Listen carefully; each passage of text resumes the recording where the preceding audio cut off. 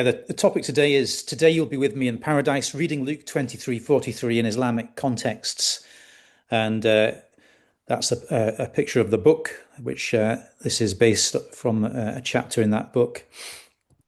Yeah, just before we sort of go into that, to kind of, if we sort of zoom out uh, and just take a sort of look at the big picture, both the New Testament and the Quran, and also Christian and Islamic theology have an eschatology. That's a belief in the last things.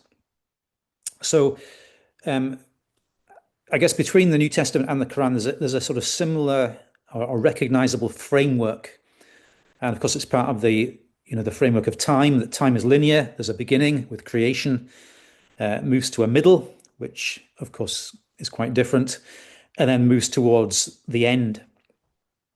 And our focus today is on the end. It's on individual and cosmic eschatology.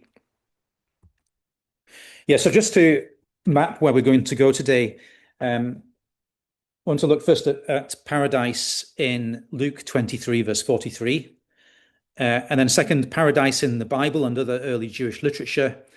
Third, paradise and Islamic eschatology. And then just fourth, finally, conclusion. So looking at the passage that's in focus, just to set the context, this is part of the crucifixion narrative in the Gospel according to Luke. And Jesus has been crucified along with two criminals. And Luke alone of the four Gospel accounts gives this conversation between Jesus and the two criminals. So I'll just read it. One of the criminals hanging there hurled insults at Jesus. "You're the Messiah, aren't you? Then save yourself and us." But the other criminal replied with a rebuke. "Don't you fear God? You're under the same sentence. We're punished justly because we're getting what we deserve for what we have done. But this man has done nothing wrong."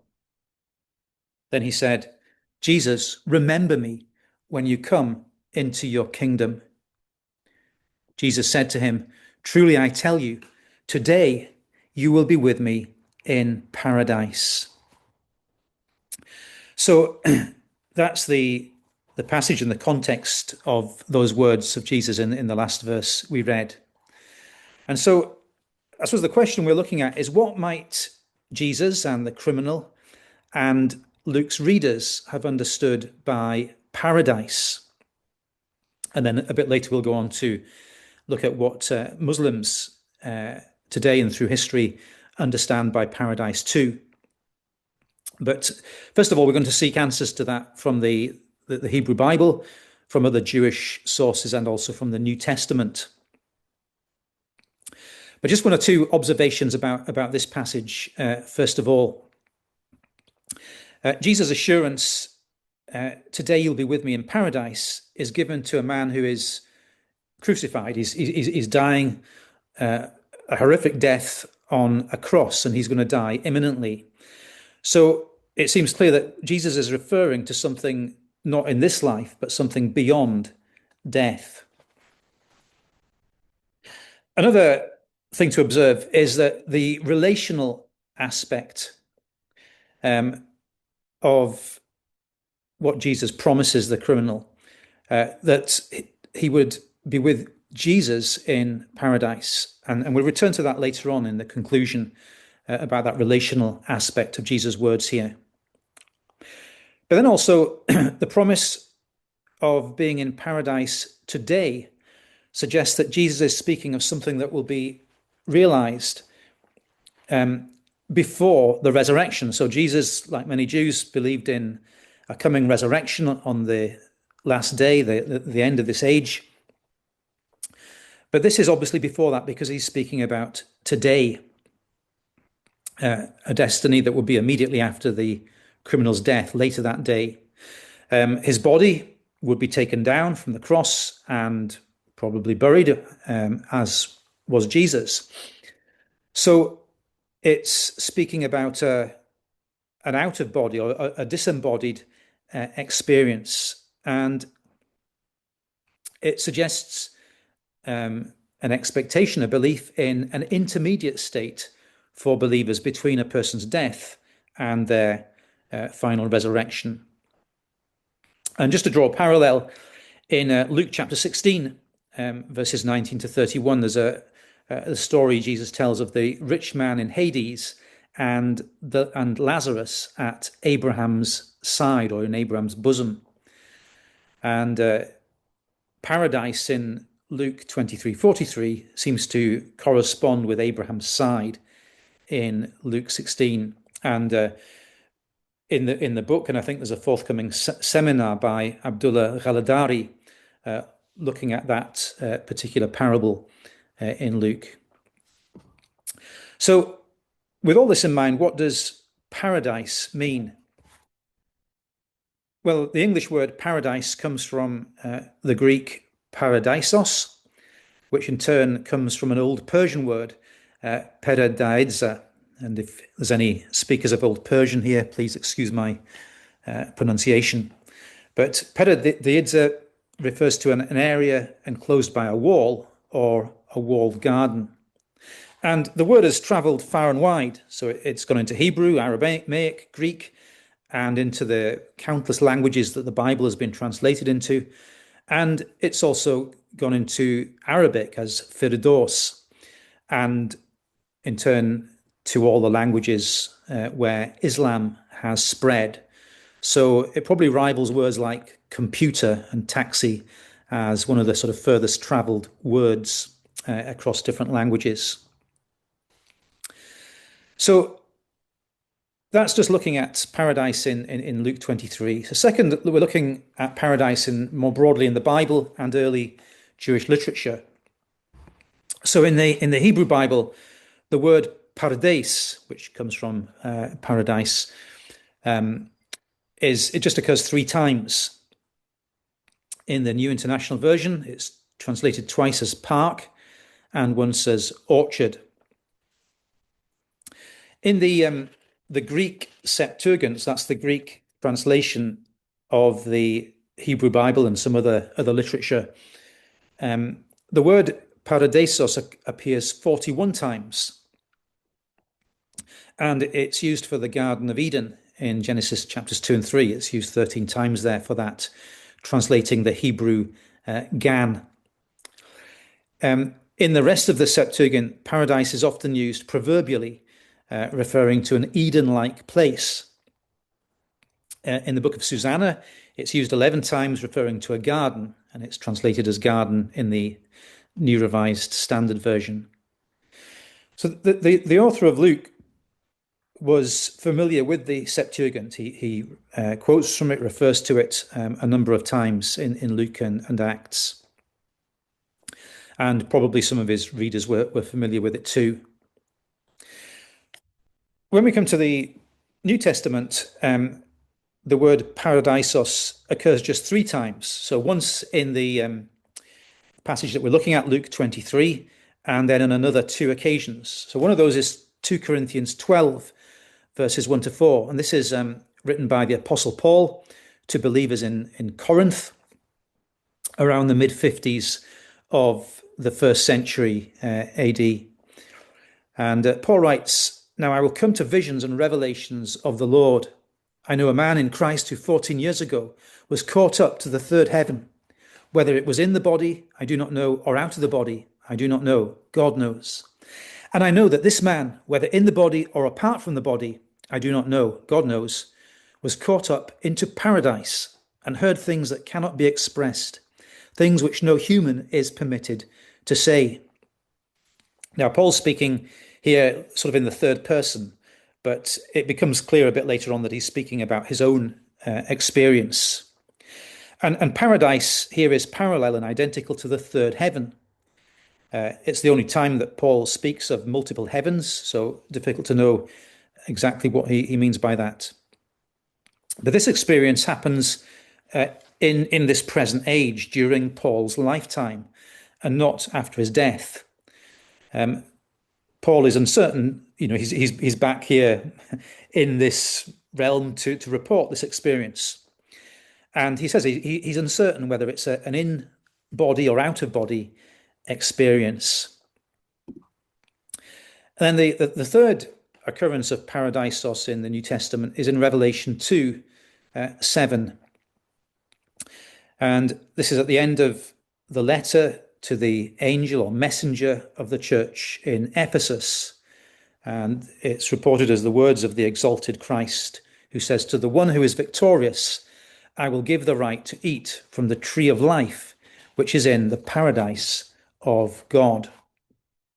And this is the first instance of what becomes a formulaic statement at the end of each of the letters to the seven churches in Revelation 2 and 3. To the one who is victorious, and then there's a promise that has future reference. And that promise often has correspondence with themes taken up later in the book of Revelation, and particularly to themes that occur in chapters 20 to 22, which deal with cosmic eschatology. So Greg Beale, in his commentary, says that although the promises are phrased differently in each letter, that's each of the seven letters to the seven churches, they are all versions of the final promise of the book to the conquerors, or the victorious, which is generally stated in 21:7 as the one conquering will inherit these things, or all these things. And the all these things in Revelation 21:7 includes the new heaven and the new earth. That's in chapter 21, verse 1. So it refers to the final eschatological inheritance of God's people. Now, focusing on Revelation 2, verse 7, I will give the right to eat from the tree of life, which is in the paradise of God. We find that although the word paradise does not appear again in the book of Revelation, the tree of life does appear or reappear in the final chapter, chapter 22 of Revelation. It's mentioned 3 times in that chapter. In Revelation 22, verses 1 to 3, it describes the city, the New Jerusalem. And it's described in terms that evoke the original Garden of Eden in Genesis 2 and 3. So then we read that, "Then the angel showed me the river of the water of life, as clear as crystal, flowing out from the throne of God and of the Lamb, through the middle of the street of the city. On both banks of the river was the tree of life, which bears 12 crops of fruit, yielding its fruit each month. And the leaves of the tree are for the healing of the nations. There will no longer be anything cursed." So Revelation 2:7 locates the tree of life in the paradise of God. So that means that and this passage, describes the tree of life. So that means that the garden city of Revelation 21 and 22 can be described as paradise. And that's doubly significant because the word, paradise is used for the eschatological location of God's people, the new heaven and the new earth, and it's used in language that echoes and evokes the original paradise of the Garden of Eden. Moving to non-canonical but near contemporary Jewish sources, paradise features there too. So, for example, in the Testament of Levi, it speaks of a new priest whom the Lord shall raise up, who shall open the gates of paradise and shall remove the threatening sword against Adam, and he shall give to the saints to eat from the tree of life. So here, paradise refers to the eschatological post-resurrection garden.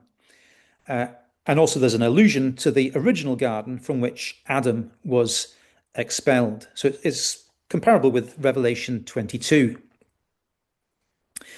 In 2nd Enoch, chapters 8 and 9, which is from about the 1st century, and the Odes of Solomon, chapters 11 and 20, which is from sometime 1st to 3rd century CE. These contain accounts of being carried or taken to paradise, and it's comparable with Paul's experience in 2 Corinthians 12, although both of those provide some description of paradise, which is absent in Paul's account. 2 Enoch 8 verse 5 describes paradise as being between corruptibility and incorruptibility, which may refer to an intermediate state. In the Testament of Abraham, which is sometime 1st century BCE to 2nd century CE, Abraham's death is described and then followed by God saying, "Take therefore my friend Abraham into paradise, where are the tabernacles of my righteous ones, where there is no trouble, nor grief, nor sighing, but peace and rejoicing and life unending." And it seems that paradise here refers to an intermediate state because it's immediately after Abraham's death, or possibly an eternal disembodied state.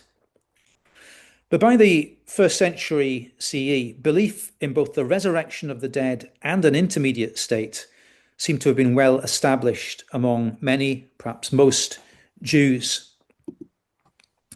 Martha Himmelfarb comments that the widespread embrace of the belief in reward and punishment in the afterlife by Jews around the turn of the era helps to explain why the New Testament takes the belief for granted. So a summary of the use of paradise in the Hebrew Scriptures, early Jewish writings, and the New Testament. And there's 4 main ways or main uses of the of paradise, the word paradise. It can refer to any garden. It can refer to the original garden, and some of the uses in the Septuagint are proverbial, recalling the original garden. It can also refer, thirdly, to the eschatological garden city. And fourthly, it can refer to a current hidden paradise where the righteous go after death and which certain people may experience momentarily during this lifetime. And Jesus' usage of the term paradise in Luke 23 seems to refer to the last category, a hidden paradise where the righteous go after death. Now, this is the only time in the canonical Gospels where Jesus uses the term paradise.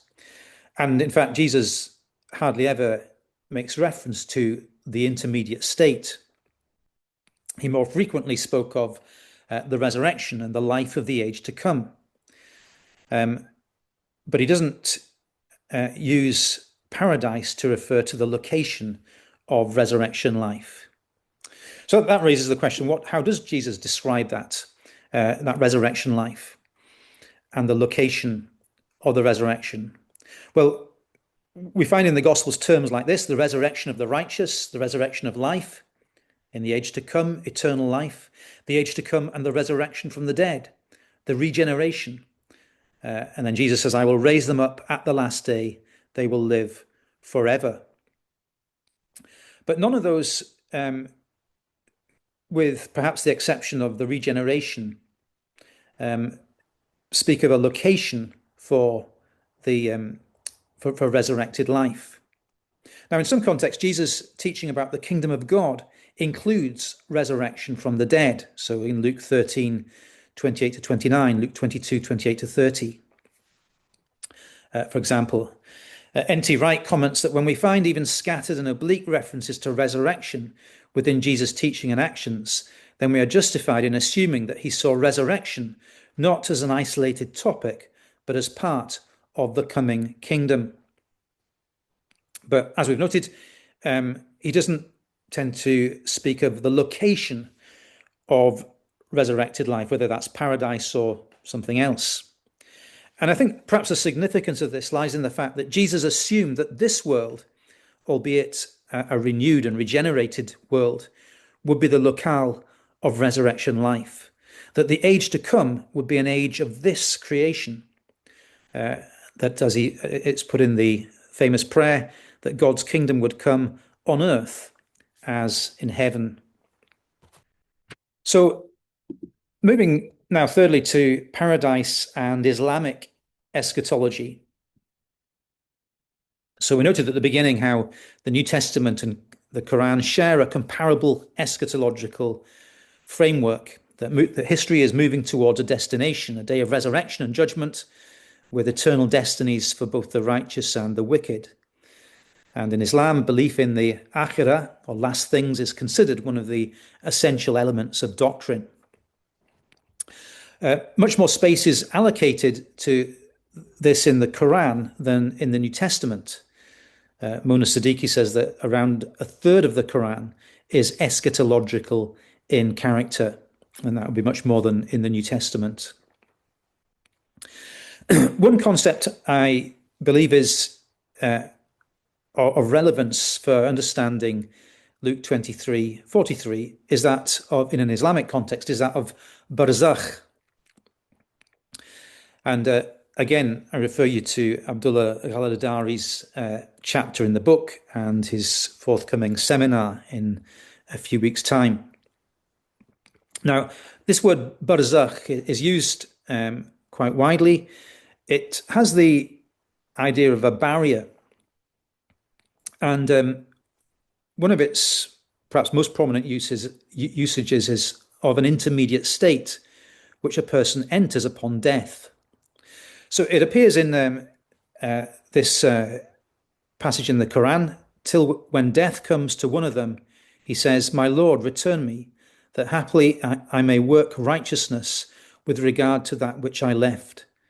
Nay, indeed, these are words that he speaks, and behind them is a barrier, or barzakh, till the day they are resurrected. The article on barzakh in the Encyclopedia of the Quran provides a kind of synopsis of various meanings of the word, but for our purposes, it surveys some early scholars. So Mujahid describes the barzakh as the grave that separates us from the hereafter. The term becomes central to belief in life after death, and thus co-opts a range of issues related to the continual existence of the soul. By the 3rd or 9th century, At-Tabari defines barzakh as lifespan, as a veil between the dead and their return to this world, as what is between death and resurrection, and spatially as what separates this world from the hereafter. Al-Qutubi's list is similar. As-Sayuti is more precise, interpreting barzakh as threefold: place, time, and condition. The place is the grave from which the soul traverses either to the uppermost heaven or to the depths of hell. The time is that between death and resurrection, and the condition is that of pain, pleasure, or incarceration. The article comments further on the significance of the word that barzakh acts as an obstacle that prevents the dead from returning to this world.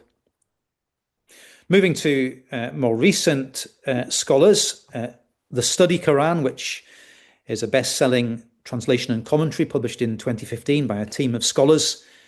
It has an article on death, dying, and the afterlife in the Quran by Hamza Yusuf.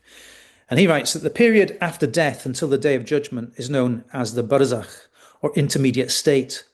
The barzakh involves the experience of waking up completely as if from a deep sleep. During this period, a spiritual awakening occurs with an experience of heightened consciousness. Immense remorse for the squandered opportunity is experienced at this stage by those who did not make the necessary preparation. The righteous will find the barzakh a pleasant experience. A sense of relief will set in as they grow aware of release from the trials of the previous world and the prospect of the delights of the next. According to others, the barzakh is the state in which those who must be purified further find themselves, and where they remain until they are fully purified and made worthy of entering paradise.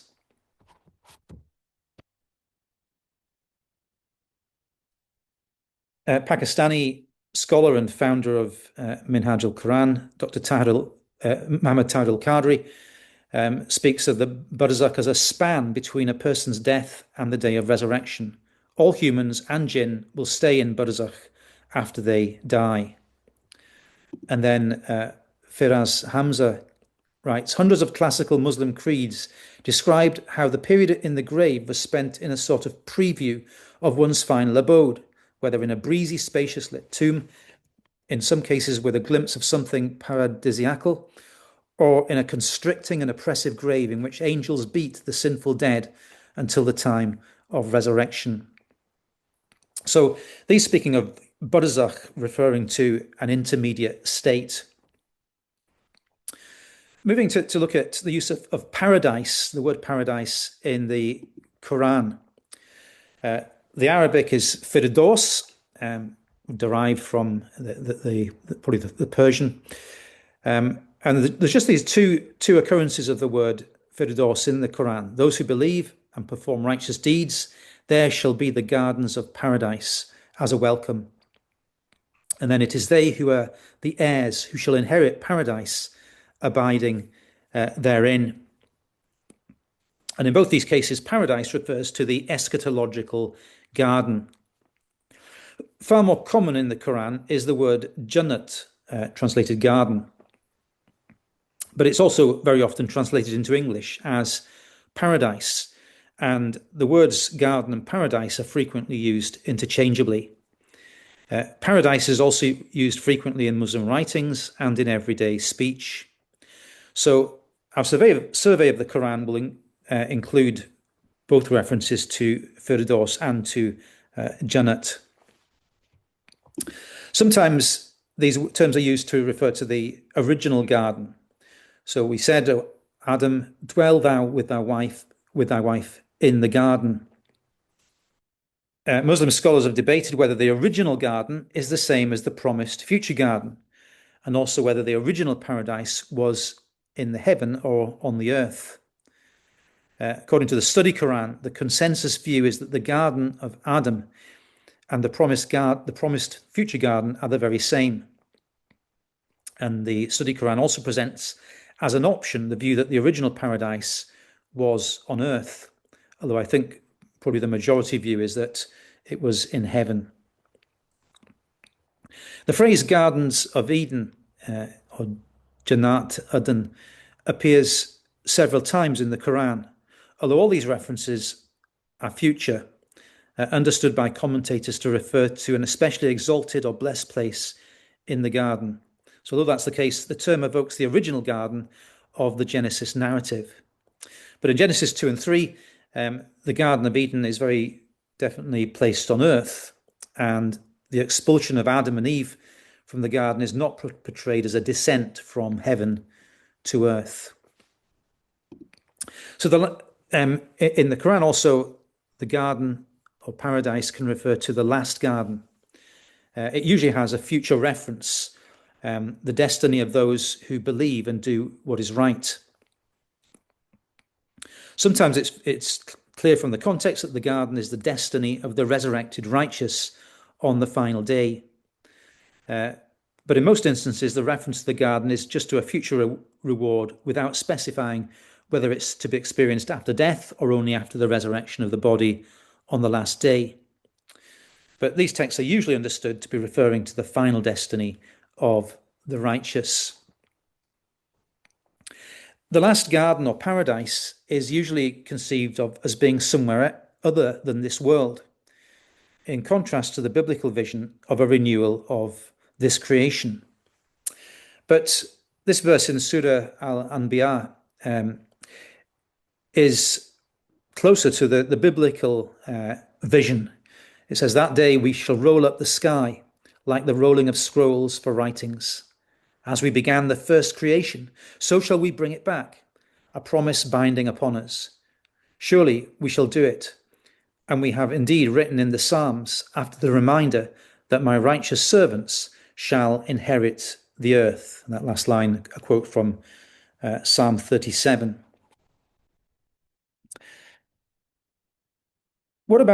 So we've seen in the Quran paradise or the garden referring to the original garden and also to the future eschatological garden. What about paradise in the intermediate state? How might Jesus' promise to the criminal of entering paradise on the day of his death, of paradise in the intermediate state, how might that make sense in Islamic contexts? Well, most of the occurrences of the garden or paradise in the Quran are understood to be talking about a reality that will be experienced only after people are raised from the dead on the day of resurrection.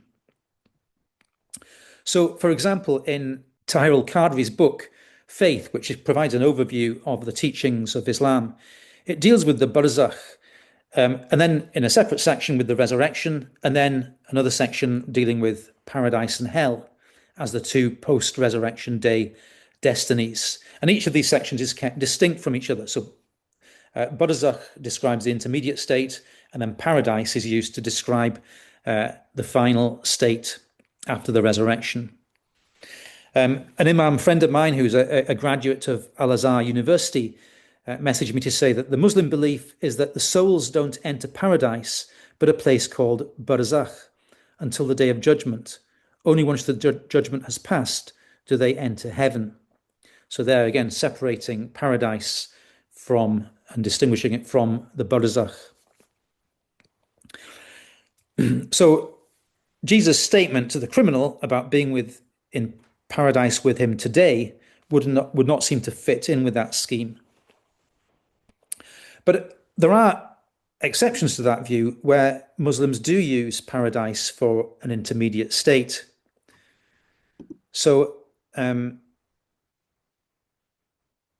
Yusuf, again in the Study Quran, says the waiting period in the barzakh is akin to what is taught in Catholicism concerning limbo, as those needing further purification during this time can benefit from the prayers said and deeds done by the living in their name. This, of course, does not preclude praying for the dead whom one considers to be not in the barzakh, but in paradise. So there, clearly, certain people are in paradise currently before the day of resurrection. Another account comes from Ismaili scholar Raza Shah Kazmi, who actually quotes from Luke 23. He says that there is no contradiction in Islamic theology between asserting the reality of the resurrection of the body at the end of this cycle of time and affirming the belief that at death, the sanctified soul goes to heaven immediately. Dying and going to heaven is indeed our ultimate aim, whether we are Muslim or Christian. We may therefore take Jesus at his word when he promises the good thief, "Today thou shalt be with me in paradise." Similarly, we can take literally the many promises of the Prophet Muhammad regarding the immediacy of entry into heaven for martyrs and saints upon physical death. The implication here is that the generality of saved souls do have to wait until the general resurrection and final judgment before attaining the plenary paradisal condition, prefigured to some degree by their already heavenly condition in the grave, the intermediary state of barzakh. But the foremost can be considered to be granted the divine nearness in paradise immediately upon death, in a celestial mode of duration outside of the framework of terrestrial time, in a spiritual body appropriate to its celestial ambience. The Prophet, together with all the prophets, is understood to be in this state here and now. Then Sunni scholar Musharraf Hussain, who has translated the Majestic Quran, New Translation, he says that much is said in the traditions about the state of those in the grave. For example, the Prophet describes the grave as either a pit of hellfire or a garden of heaven. So that's the grave, the intermediate state. And then this is from a Shia perspective. Ayatollah Sayyid Abdul Hussein Dastaraib Shirazi comments that Allama Majlisi, in commentary of Al-Kafi, has mentioned a very appropriate interpretation of Jannatan, or the two paradises. It is possible that one paradise might be in barzakh. When the soul of a believer is removed, he is placed in the comfort and blessings of the paradise of barzakh, which is a garden of different types of vast bounties. Various evidences regarding the paradise of barzakh are mentioned in the Holy Quran. So this is speaking of two distinct paradises, one in the intermediate state in barzakh, and the other the final eternal paradise of after the resurrection.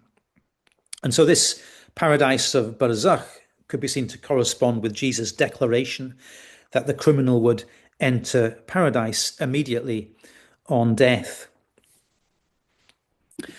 So, returning to the question, what sense does Jesus promise to the criminal of entering paradise on the day of his death, of paradise in the intermediate state, make in Islamic contexts? Some Muslims consider paradise as the destination of the resurrected righteous only after the day of resurrection.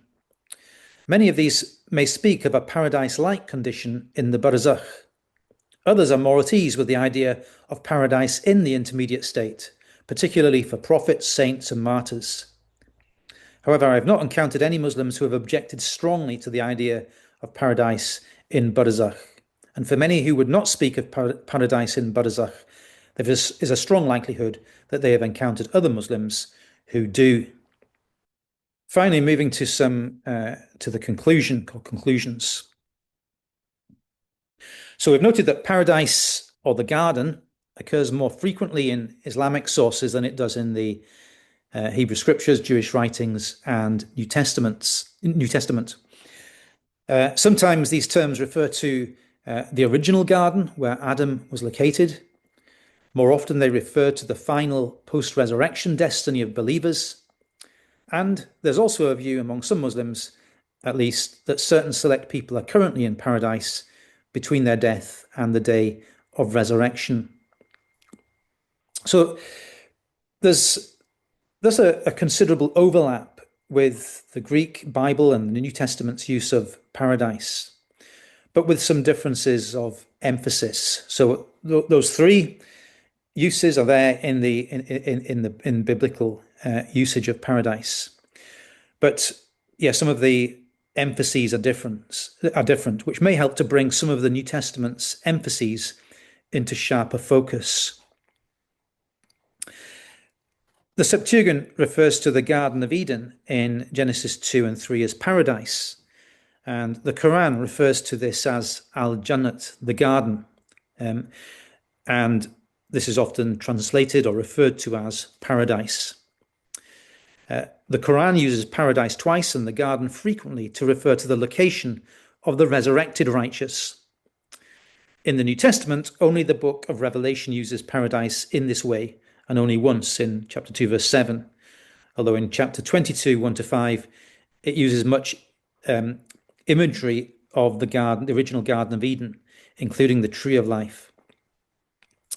Except that in Revelation, the garden has developed into a city. Although in the gospel accounts, Jesus sometimes speaks of the resurrection of the body, the location of the resurrected is seldom, if ever, mentioned. That's in contrast to the Quran, which usually speaks of the garden as the dwelling place of the resurrected righteous.